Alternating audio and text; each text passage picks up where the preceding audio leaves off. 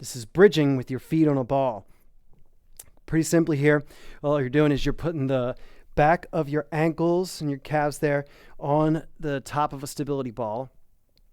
And then you're simply going to put your hands at your sides, palms down, and then you're going to pull your hips up in the air so your spine is nice and neutral. So notice as I did that lift, I'm not rolling my spine up one vertebrae at a time.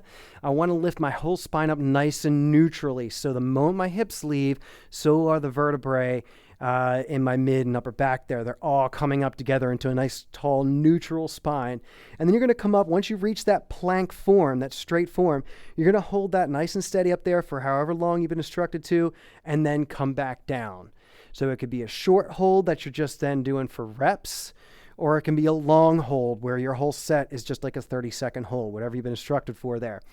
You can add in a slight level of difficulty here. So the base level would be having your hands at your sides with your palms down like I instructed.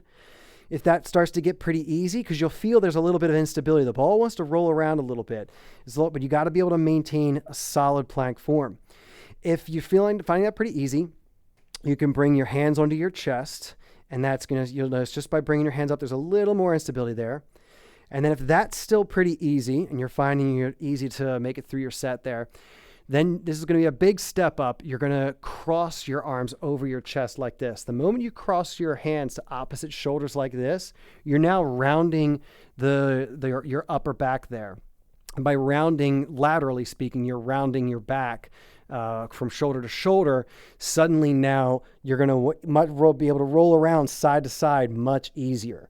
So it's going to be much more of a challenge. You're going to have to try to work a little bit harder. You're trying to keep your hips centered. So if the ball, think about it, if the ball starts rolling to your right, pull your hips back to center. Pull your hips back to the left. Pull you back to center, and that'll bring you in. Don't try to get too distracted on trying to pull the feet in. It's all about where your hips are. Your hips will cause everything else to follow with them, and then back down. So those are your three varying levels of difficulty: hands at your sides, hands at your chest, or hands crossed to opposite shoulders there. And then you can add in that there.